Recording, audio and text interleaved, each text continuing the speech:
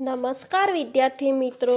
તો વિદ્યાર્થી મિત્રો, આજે આપણે ધોરણ 9 ગુજરાતી વિષયમાં વ્યાકરણમાં વાક્યના પ્રકારો વિશે શીખીશું. તો વિદ્યાર્થી મિત્રો, વાક્યના પ્રકારો શીખવા પહેલાં વાક્ય એટલે શું એ સમજવું સૌથી વધારે અગત્યનું છે.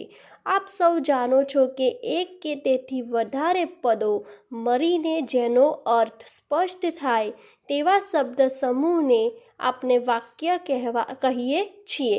જ્યાં વિદ્યાર્થી મિત્રો, વાક્ય નાનું હોય કે મોટું હોય, પરંતુ એનો અર્થ જ્યાં સુધી આપણને સ્પષ્ટ થતો નથી ત્યાં સુધી વાક્ય બરાબર કહેવાયું છે કે નહીં એ આપણને સમજ પડતી નથી. તો આવા જ વાક્ય ખંડ જે કંઈ હોય છે એને આપણે પદ સમૂહ તરીકે ઓળખીએ છીએ અથવા તો તેને વાક્ય તરીકે પણ ઓળખીએ છીએ. તો વિદ્યાર્થી મિત્રો, આપણે જે કંઈ પણ ભાષામાં વાક્યનો પ્રયોગ કરીએ છીએ આ વાક્યના પણ ઘણા બધા પ્રકારો પડતા હોય છે. તો આ વાક્યના પ્રકારો કયા કયા છે, બસ એની જ સમજૂતી અહીં આપણે લેવાની છે. તો ચાલો શરૂ કરીએ વાક્ય રચના અને તેના પ્રકારો. અગાઉ આપણે વિદ્યાર્થી મિત્રો જણાવ્યું એ પ્રમાણે વાક્ય એટલે શું, અહીં એનો અર્થ જરા આપણે વધુ વિસ્તારમાં કહેવામાં આવ્યો છે જે આપણે સમજીશું. વાક્યનો અર્થ: ધ્વનિઓ વર્ણો જોડાઈને તેનું રૂપ શબ્દ બને છે. શબ્દને પ્રત્યયો જોડીને તેમાંથી પદ બને છે. હવે જ્યારે એક કે વધારે પદો ભેગા થાય છે ત્યારે વાક્ય બને છે. આમ અસરકારક અભિવ્યક્તિ એટલે કે એક્સપ્રેશન એટલે કે કોઈકને આપણને શું કહેવું છે તો એના માટે એક્સપ્રેશનથી વાક્ય કહેવાય છે એ સૌથી વધારે અગત્યનું છે. એટલે કે એક વાક્ય રચનાને બીજા પ્રકારની વાક્ય રચનામાં પરિવર્તન કરી શકાય છે. વાક્યોના આ આખા સમૂહ દ્વારા આપણે વાતો કરીએ છીએ. આ આખી ઘટનાને આપણે કથન કે લેખન તરીકે ઓળખીએ છીએ. શ્રવણ એટલે કે સાંભળવું અને વાચન દ્વારા અન્યની વાત સાંભળી સમજીને તેને પામવાની પ્રક્રિયાને આપણે અવગમન સાધારણીકરણ એટલે કે કોમ્યુનિકેશન કહીએ છીએ. તો વિદ્યાર્થી મિત્રો, આમ કથન એટલે કે કહેવું, લેખન એટલે કે લખવું અને શ્રવણ એટલે કે સાંભળવું. આમ આજે વાક્યોના આખા સમૂહ દ્વારા આપણે જે રીતે વાતો કરીએ છીએ અને સાંભળીએ છીએ, સમજી શકીએ છીએ તેવી પ્રક્રિયાને અવગમન એટલે કે સાધારણીકરણ કહેવામાં આવે છે. જ્યાં વિદ્યાર્થી મિત્રો આપણે જે કંઈ પણ સાંભળીએ છીએ અને અન્યની વાતો આપણે સમજીએ છીએ, આજે કંઈ પણ વાતોની આપ-લે થાય છે, જે શબ્દોની આપ-લે થાય છે, વાક્યની આપ-લે થાય છે, જેને આપણે કોમ્યુનિકેશન કહીએ છીએ, તેને ગુજરાતીમાં અવગમન સાધારણીકરણ કહેવામાં આવે છે. તો હવે આપણે વાક્યોના પ્રકારો વિશે માહિતી મેળવીશું. તો વિદ્યાર્થી મિત્રો, ગુજરાતી વ્યાકરણમાં વાક્યના પ્રકારો 3 રીતે પડે છે: અર્થની દ્રષ્ટિએ, રચનાની દ્રષ્ટિએ, પદની પ્રધાનતાની દ્રષ્ટિએ. પરંતુ આપના અભ્યાસક્રમ આધારિત અહીં આપણે વાક્યના પ્રકારો વિશે જે ચર્ચા કરવાના છીએ એમાં જે 2 પ્રકારો જે છે તે એક રચના અને બંધારણની દ્રષ્ટિએ અને બીજું અર્થ અને ભાવની દ્રષ્ટિએ, તે જ આપણા અહીં અભ્યાસક્રમમાં આપવામાં આવ્યા છે. જેમાં રચના અને બંધારણની દ્રષ્ટિએ વાક્યના 3 પ્રકારો પડે છે: 1 સાદું વાક્ય, 2 સંયુક્ત વાક્ય, 3 સંકુલ વાક્ય એટલે કે મિશ્ર વાક્ય તરીકે પણ ઓળખવામાં આવે છે. બીજું છે અર્થ અને ભાવની દ્રષ્ટિએ. અર્થ અને ભાવની દ્રષ્ટિએના 3 પ્રકાર પડે છે: વિધાન વાક્ય, પ્રશ્ન વાક્ય, પહેલું છે વિધાન વાક્ય, બીજું પ્રશ્ન વાક્ય અને ત્રીજું છે ઉદ્ગાર વાક્ય. તો વિદ્યાર્થી મિત્રો, હવે આપણે વાક્યના પ્રકારોમાં પહેલું જે વાક્ય છે સાદું વાક્ય, તેના વિશે માહિતી મેળવીશું. સાદું વાક્ય: જે વાક્યમાં એક ક્રિયાપદ એટલે કે વર્બ કે એક જ ઉદ્દેશ્ય એટલે કે સબ્જેક્ટ કે વિધેય એટલે કે કર્તા વિશે જે કહેવાયું હોય તેવા વાક્યને સાદું વાક્ય કહેવામાં આવે છે. સાદું વાક્ય કોને કહેવાય? કે જે વાક્યમાં એક ક્રિયાપદ એટલે કે વર્બ અને એક ઉદ્દેશ્ય એટલે કે એક સબ્જેક્ટ કે વિધેય હોય એટલે કે કર્તા વિશે જે કહેવાયું હોય તેવા વાક્યને સાદું વાક્ય કહેવામાં આવે છે. દાખલા તરીકે, વરસાદ વરસે છે. તો વરસાદ છે તે ઉદ્દેશ્ય છે એટલે કે સબ્જેક્ટ છે, અને વરસે છે તે વિધેય છે એટલે કે તેના વિશે કર્તા વિશે તે કહેવાયું છે એટલે કે વરસાદ વરસે છે. એટલે વરસાદ છે તો વરસાદ શું કરે છે? વરસાદ વરસે છે. વિદ્યાર્થી ભણે છે તો વિદ્યાર્થી છે તે ઉદ્દેશ્ય છે અને ભણે છે તે વિધેય છે. એટલે કે વિદ્યાર્થી શું કરે છે? તો વિદ્યાર્થી ભણે છે એટલે કે એના વિશે કહેવાયું છે કે આ શું કરવામાં આવે છે, કર્તા એટલે કે શું કરવામાં આવે છે તે કહેવામાં આવ્યું છે. એટલે કે વિદ્યાર્થી ભણે છે. તો આમ સાદું વાક્ય એટલે કે એવું વાક્ય કે જેમાં જે કહેવું હોય એ સ્પષ્ટ રીતે કહેવામાં આવે છે. આ પ્રકારના વાક્યમાં જો કોઈ બીજું વાક્ય કે અન્ય કોઈ પણ પ્રકારનું કથન હોતું નથી. તો આ રીતે જ્યારે વાક્યમાં એક જ પરિસ્થિતિનું નિરૂપણ થતું હોય ત્યારે તેને સાદી વાક્ય રચના તરીકે ઓળખવામાં આવે છે. તો વિદ્યાર્થી મિત્રો, હવે આપણે સાદું વાક્ય પછી બીજું વાક્ય જોઈશું, સંયુક્ત વાક્ય. સંયુક્ત વાક્યની વ્યાખ્યા જોઈશું. પહેલાં તો કે સંયોજકથી જોડાયેલા વાક્યને સંયુક્ત વાક્ય કહેવામાં આવે છે, જેમાં સંયોજકમાં ઘણીવાર કર્તા એક જ હોય છે અને ક્રિયાઓ અલગ અલગ દર્શાવેલી હોય છે. એટલે કે કર્તા તો એક જ એના સ્થાને એક જ હોય છે, જ્યારે ક્રિયા છે એ અલગ અલગ હોય છે. તો ઘણીવાર ક્રિયા એક જ હોય છે અને કર્તાઓ અલગ અલગ હોય છે. એટલે કે ઘણીવાર જે વાક્ય મુજબ વાક્ય જે રીતે હોય એ રીતે ક્રિયા અને કર્તા બદલાતા રહે છે. આવા સંજોગોમાં બે સાદા વાક્યોને જોડવાનું કામ સંયોજક કરે છે. એટલે કે આપણે સંયોજક જોઈશું કે આને વાક્યોને જોડવાનું કામ જે સંયોજક કરે છે, સંયોજક કયા કયા છે? ને, અને, પણ, છતાં, તો પણ, છતાં પણ, કે, અથવા, તેમ છતાં, અથવા તો, કાં તો, એટલે, માટે, તેથી, કેમ કે, કારણ કે વગેરે સંયોજકોનો ઉપયોગ સંયુક્ત વાક્ય બનાવવામાં થાય છે. એટલે કે જે આ બધા સંયોજકો છે તેનો ઉપયોગ સંયુક્ત વાક્યને બનાવવામાં આવે છે. એટલે કે વાક્ય જ્યારે બનાવવામાં આવે છે ત્યારે આ બધા સંયોજકોનો તેમાં ઉપયોગ કરવામાં આવે છે. સંયુક્ત વાક્યમાં બે વાક્યો વચ્ચે શરત, વિરોધ, વિકલ્પ, પર્યાય કે કાર્યકારણનો સંબંધ જોવા મળે છે. તો એકવાર ફરીથી આપણે સંયુક્ત વાક્યની વ્યાખ્યા જોઈશું કે સંયોજકથી જોડાયેલા વાક્યને સંયુક્ત વાક્ય કહેવામાં આવે છે. તો વિદ્યાર્થી મિત્રો, હવે આપણે સંયુક્ત વાક્યના થોડાક ઉદાહરણ જોઈ લઈશું. એક્ઝામ્પલ 1, જાનકીને રજા પડી, તે ઘરે આવી. જાનકીને રજા પડી એટલે તે ઘરે આવી. તો જો વિદ્યાર્થી મિત્રો, આ જાનકીને રજા પડી અને તે ઘરે આવી, તો આ જે વાક્ય છે સંયુક્ત વાક્ય છે અને બંને અલગ છે. એને આપણે જોડીને એક સંબંધમાં જોડવાના છે. એટલે કે કાર્યકારણનો સંબંધ દર્શાવવાનો છે.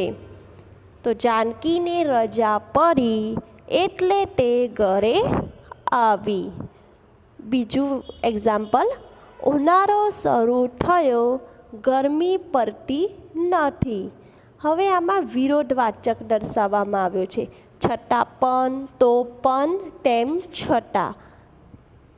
એટલે કે ઉનાળો શરૂ થયો પણ ગરમી પડતી નથી. આમાં છતાં પણ આવી શકે, તો પણ આવી શકે અને તેમ છતાં પણ આવી શકે. એટલે કે ઉનાળો શરૂ થયો છતાં પણ ગરમી પડતી નથી.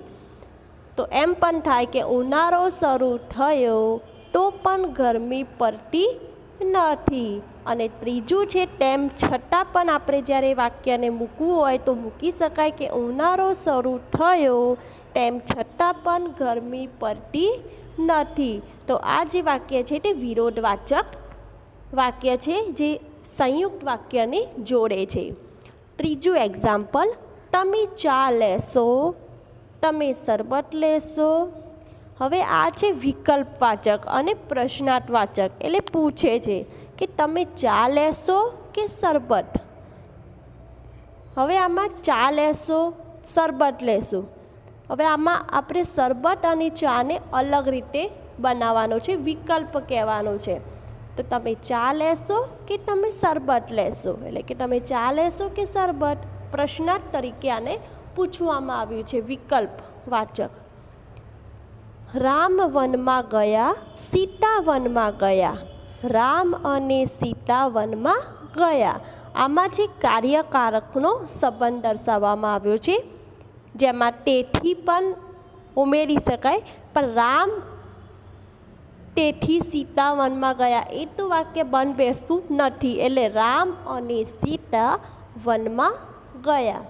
તો વિદ્યાર્થી મિત્રો, હવે આપણે ત્રીજું વાક્ય છે સંકુલ વાક્ય, જેને મિશ્ર વાક્ય તરીકે પણ ઓળખવામાં આવે છે. તેના વિશે આપણે માહિતી મેળવીશું. પહેલાં તો તેના વ્યાખ્યા જોઈશું કે આ પ્રકારના વાક્યમાં એક મુખ્ય વાક્ય હોય છે અને તેના પર અન્ય ગૌણ વાક્યો એવા જોડાયેલા હોય છે. ગૌણ વાક્યનું કામ મુખ્ય વાક્યને ટેકો આપવાનું હોય છે. સંકુલ વાક્ય એકવાર ફરીથી કે આ પ્રકારના વાક્યમાં એક મુખ્ય વાક્ય હોય છે અને તેના પર અન્ય ગૌણ વાક્યો એમાં જોડાયેલા હોય છે. અને આ જે ગૌણ વાક્યનું કામ મુખ્ય વાક્યને ટેકો આપવાનું કામ કરે છે. જેવું, તેવું, જ્યારે, ત્યારે, જેમ તેમ, જો અને તો, જ્યાં સુધી ત્યાં સુધી, જે તે, કે, જેમ કે વગેરે જેવા જે આ બેવડા એટલે કે જોડ, આ જે જોડ બનાવેલા સંયોજકો છે તેમાં સંયુક્ત વાક્ય એટલે કે મિશ્ર વાક્ય બને છે. એક્ઝામ્પલ તરીકે, જો મનમાં વિશ્વાસ હોય મનુષ્ય જરૂર સફળ થાય છે. એટલે કે હવે મનમાં વિશ્વાસ હોય મનુષ્ય જરૂર સફળ થાય છે. હવે આમાં આપણે જોડ બનાવવાની છે. તો શું બોલાશે કે જો મનમાં વિશ્વાસ હશે તો મનુષ્ય જરૂર સફળ થશે. તે જો અને તો. બીજું એક્ઝામ્પલ, રવિ નાટકમાં ભાગ લેતો હંમેશા તે વિજેતા થતો. એટલે કે રવિ જ્યારે પણ નાટકમાં ભાગ લેતો હતો ત્યારે હંમેશા તે વિજેતા થતો. તો આમાં જે જોડ બનશે તે આવશે જ્યારે અને ત્યારે. તે સંયોજક બનશે. એટલે એનાથી આ વાક્ય બનશે જે ગૌણ વાક્યનું કામ મુખ્ય વાક્યને ટેકો આપવાનું હોય છે. એટલે કે જે આ જ્યારે, ત્યારે, જો, તો, જે, તે, આ જે વાક્ય છે સંયોજક છે તે ગૌણ વાક્ય કહેવામાં આવે છે. તે મુખ્ય વાક્યને ટેકો આપે છે, એટલે કે એને વાક્યને જોડવામાં મદદ કરે છે. ત્રીજું એક્ઝામ્પલ, જે પોતાની આવડત કેળવીને પોતાની ફરજ અદા કરે ઉત્તમ માણસ. એટલે કે પોતાની આદત કેળવીને પોતાની ફરજ અદા કરે ઉત્તમ માણસ. એટલે આમાં આવશે જે અને તે. એટલે કે જે પોતાની આવડત કેળવીને પોતાની ફરજ અદા કરે તે ઉત્તમ માણસ ગણાય. તો વિદ્યાર્થી મિત્રો, પહેલાં આપણે જોયું રચના અને બંધારણની દ્રષ્ટિએ 3 પ્રકારો જોયા. એના સાદું વાક્ય, સંયુક્ત વાક્ય અને સંકુલ એટલે કે મિશ્ર વાક્ય. તો હવે આપણે જોઈશું અર્થ અને ભાવની દ્રષ્ટિએ તેના 3 પ્રકાર પડે છે: વિધાન વાક્ય, પ્રશ્ન વાક્ય અને ઉદ્ગાર વાક્ય. તેની આપણે માહિતી મેળવીશું. વિધાન વાક્યના એટલે કે નિવેદન વાક્યના હકાર વાક્ય અને નકાર વાક્ય એમ 2 પ્રકાર પડે છે. વિધાન વાક્યને નિવેદન વાક્ય પણ તરીકે ઓળખવામાં આવે છે અને તેના 2 પ્રકાર પડે છે: હકાર વાક્ય અને નકાર વાક્ય. જે વાક્ય હકારવાળું હોય તે વાક્ય વિધાન વાક્ય કે હકાર વાક્ય કહેવામાં આવે છે, એટલે કે પોઝિટિવ સેન્ટેન્સ. એટલે કે જે વાક્ય હકારવાળું હોય તેને વિધાન વાક્ય કે હકાર વાક્ય તરીકે ઓળખવામાં આવે છે અને જે વાક્ય નકારવાળું હોય તેને નિષેધ વાક્ય એટલે કે નેગેટિવ સેન્ટેન્સ કે નકાર વાક્ય કહેવામાં આવે છે. એટલે કે જે વાક્ય નકારવાળું હોય તેને નિષેધ વાક્ય કે નકાર વાક્ય તરીકે ઓળખવામાં આવે છે. ગુજરાતી ભાષામાં ન, નહીં, નથી એ સૌથી વધારે વપરાતા નિષેધવાચક શબ્દો છે. એટલે વાતાવરણમાં આજે શાંતિ, તો વાતાવરણમાં આજે શાંતિ છે કે નથી, તો આમાં હકાર વાક્ય બતાવ્યું છે. વાતાવરણમાં આજે શાંતિ અને આમાં કીધું છે કે હકાર વાક્ય અને વિધાન વાક્ય. તો આપણે હકાર વાક્યમાં છે, તો આ વાતાવરણમાં આજે શાંતિ છે, તો જે આવશે હકાર વાક્ય એટલે કે વિધાન વાક્ય. વાતાવરણમાં આજે શાંતિ નથી, તો તે નથી એટલે કે નકાર વાક્ય એટલે કે તે નિષેધ વાક્ય છે. એટલે કે નકાર વાક્ય એટલે કે વાતાવરણમાં આજે શાંતિ નથી. તો આ રીતે વિધાન વાક્ય તરીકે ઓળખવામાં આવે છે. હવે બીજું વાક્ય છે ઉદ્ગાર વાક્ય. જે વાક્યમાં બોલનાર દ્વારા આશ્ચર્ય કે વિસ્મય એટલે કે નવાઈ, શોખ, હર્ષોલ્લાસ જેવી લાગણીઓ રજૂ થાય, કોઈ પરિસ્થિતિ, ઘટના આપણી ધારણા બહારની હોય, આકસ્મિક હોય કે અણધારી જ નીકળે, ત્યારે અચાનક જ ઉદ્ગારવાચક શબ્દો બોલાઈ જતા હોય છે. આ વાક્યોને ઉદ્ગાર વાક્ય કહેવામાં આવે છે. એટલે કે આપણાથી જ્યારે પણ બોલનાર દ્વારા આશ્ચર્ય કે વિસ્મય એટલે કે નવાઈ થાય ત્યારે શોખ, હર્ષોલ્લાસ જેવી લાગણીઓ રજૂ થઈ જાય છે. અને કોઈ પણ વાક્ય આપણે જ્યારે કંઈ પણ આપણી ધારણા બહારની હોય, આકસ્મિક હોય, અંધારી જ નીકળે, ત્યારે કોઈ પણ ઘટના ત્યારે અચાનક જ આપણા મોઢામાંથી ઉદ્ગારવાચક શબ્દો બોલાઈ જતા હોય છે અને આવા વાક્યને આપણે ઉદ્ગાર વાક્ય કહેવામાં આવે છે. આવા વાક્યોમાં વિસ્મયસૂચક શબ્દો તરીકે વાહ, અરે રે, ઓ એટલે કે જ્યારે કોઈએ સારું કંઈક કર્યું હોય ત્યારે આપણે વાહ બોલાઈ જાય છે. પછી કોઈ દુર્ઘટના સર્જી હોય અને કોઈ દુઃખદ સમાચાર હોય ત્યારે આપણા મોઢામાંથી ઉદ્ગારવાચક એવા શબ્દો બોલાય છે. અરે રે, આ શું થયું, ઓહ વગેરે જેવા શબ્દોનો ઉપયોગ થાય છે.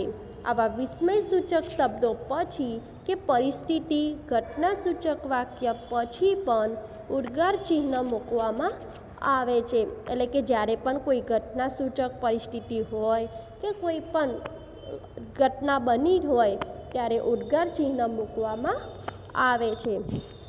હવે આપણે એક્ઝામ્પલ જોઈશું કે આપણે જ્યારે કોઈ ચિત્ર જોઈએ છે, કોઈ ગમે તે દ્રશ્ય જોઈએ છે ત્યારે પહેલાં તો આપણે એને ઉદ્ગારવાચક આપણા મોઢામાંથી નીકળી જ જાય છે કે વાહ શું દ્રશ્ય છે, શું પિક્ચર છે. બીજું એક્ઝામ્પલ કે આજે આપણે કેવું મધુર સંગીત સાંભળ્યું, એટલે આમાં પણ ઉદ્ગારવાચક કે આજે આપણે કેવું મધુર સંગીત સાંભળ્યું. અહો કેટલી સુંદર કલાકૃતિ, એટલે કે કોઈ પણ કલા હોય તો એને આપણે જોઈએ ત્યારે, કોઈ ચિત્ર હોય ત્યારે એને જોઈએ ત્યારે આપણે એવું જ બોલી જઈએ કે અહો કેટલી સુંદર કલાકૃતિ છે. તો વિદ્યાર્થી મિત્રો, હવે આપણે આગળનું વાક્ય જોઈશું પ્રશ્ન વાક્ય. પ્રશ્ન વાક્ય એટલે શું? પ્રશ્ન વાક્ય કોને કહેવાય? જે વાક્યમાં કોઈ પણ હકીકત વિશે પ્રશ્ન કરવામાં આવ્યો હોય તેને પ્રશ્ન વાક્ય કહેવામાં આવે છે. એટલે કે જ્યારે પ્રશ્ન પૂછવામાં આવે છે તેને પ્રશ્ન વાક્ય તરીકે ઓળખવામાં આવે છે. તો એક્ઝામ્પલ તરીકે ભાવિનું પરિણામ શું આવ્યું? એટલે કે આમાં શું, ક્યારે, કોણ, કેવી રીતે, કેમ, કોને, ક્યાં, આ બધા જે સંયોજકો છે તે પ્રશ્નાર્થ સૂચક શબ્દોનો ઉપયોગ કરવામાં આવે છે. એટલે કે આ બધા જે સંયોજકો છે તે પ્રશ્નાર્થ સૂચક શબ્દો છે.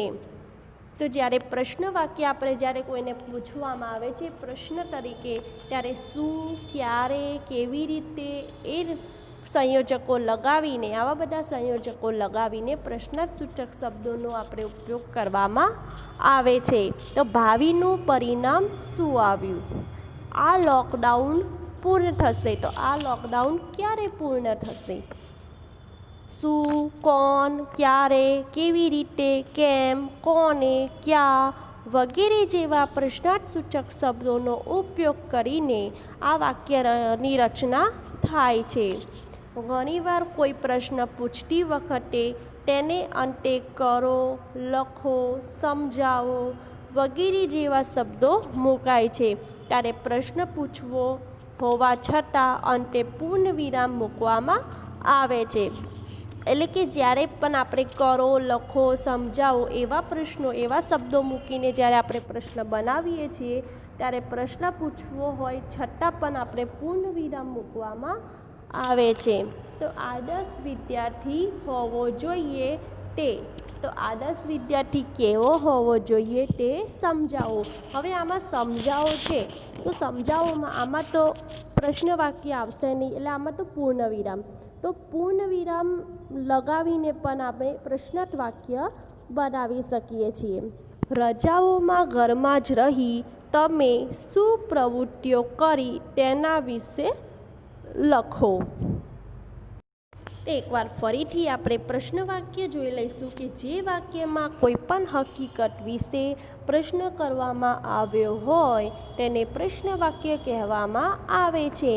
તે જેમાં શું, કોણ, ક્યારે, કેવી રીતે, કેમ, કોને, ક્યાં આવા બધા પ્રશ્નાર્થ સૂચક શબ્દોનો ઉપયોગ કરવામાં આવે છે. અને જ્યારે કરો, લખો, સમજાવો જેવા શબ્દો જ્યારે મૂકવામાં આવે છે ત્યારે પ્રશ્ન પૂછ્યો હોવા છતાં તેને પૂર્ણ વિરામ મૂકવામાં આવે છે. તેના પછી આપણે જોઈશું આજ્ઞાર્થ વાક્ય. આજ્ઞાર્થ વાક્ય એટલે કે જેમાં સૂચન, વિનંતી અને હુકમનો જેમાં ભાવ દર્શાવવામાં આવ્યો છે, કોઈના પ્રત્યે લાગણી, ભાવ દર્શાવવામાં આવ્યો છે, કોઈને માન આપવામાં આવે ત્યારે આજ્ઞાર્થ વાક્ય કહે છે. કે જે વાક્યમાં યાજ્ઞાસૂચક વિનંતી કે હુકમનો ભાવ દર્શાવ્યો હોય તેને આજ્ઞાર્થ વાક્ય કહેવામાં આવે છે. આ પ્રકારના વાક્યોમાં વર્તમાન કે ભવિષ્ય વિશે પણ કરવાની પ્રવૃત્તિ વિશે કહેવામાં આવ્યું હોય છે. એક્ઝામ્પલ તરીકે મને વાંચવા માટે એક પુસ્તક, એટલે કે મને વાંચવા માટે એક પુસ્તક આપો, જેને માનથી આપણે કહેવામાં આવે છે. જ્યારે કોઈને આપણે માનથી, આપણે ભાવથી વિનંતી કરીને કહીએ છીએ ત્યારે આપો, મહેરબાની કરીને એવા બધા શબ્દો આપણે લઈ શકીએ છીએ. કે મને વાંચવા માટે એક પુસ્તક આપો, મહેરબાની કરીને શાંતિ રાખો. તો આ છે જ્યારે આજ્ઞાર્થ વાક્ય છે. જ્યારે આપણે કોઈને ભાવ કે લાગણી કે વિનંતી દ્વારા સૂચન કરીએ છીએ અને તેના આજ્ઞાનું પાલન જ્યારે આપણે કરીએ છીએ ત્યારે આજ્ઞાર્થ વાક્ય બને છે. તો વિદ્યાર્થી મિત્રો, આપણે જે આ વાક્ય રચનાનો અભ્યાસ કર્યો તેના વાક્યના પ્રકારો તે ધોરણ 9ની ચોપડીમાં આપેલું છે. તે તમારે જોઈને તેને સમજીને અને તમારી નોટબુકમાં લખવું અને તેના પ્રકારોનો અભ્યાસ કરવો. તેની માહિતી તમારે વારંવાર યાદ કરવી. તો વિદ્યાર્થી મિત્રો, આ જે વાક્યના પ્રકારો છે તેને વારંવાર યાદ કરવા અને તમારી નોટબુકમાં લખવા. અસ્તુ. નમસ્કાર વિદ્યાર્થી મિત્રો, ધન્યવાદ.